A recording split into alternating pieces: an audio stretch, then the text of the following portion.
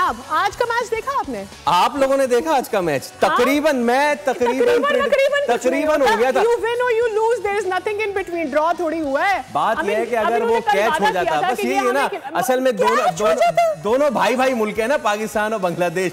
वो हमने भी कैच छोड़ दिया, उन्होंने भी कैच छोड़ दिया। देखें वो केएल राहुल का कैच अगर हो जाता तो आज मैं काला चश्मा मैन की एंट्री देता हूं, लेकिन आप नहीं दे पाए because बांग्लादेश नहीं जीता। So whatever you said, it just ends there. क्या ख्याल है आपका?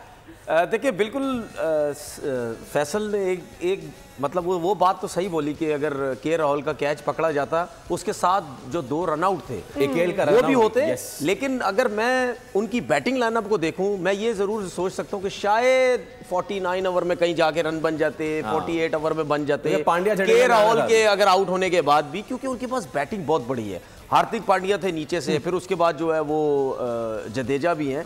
तो कहने का मकसद ये है कि अगर हम बांग्लादेश की बैटिंग से बात करें ना, तो तौहीद ने बड़ी एक्स्ट्राऑर्डिनरी खेली।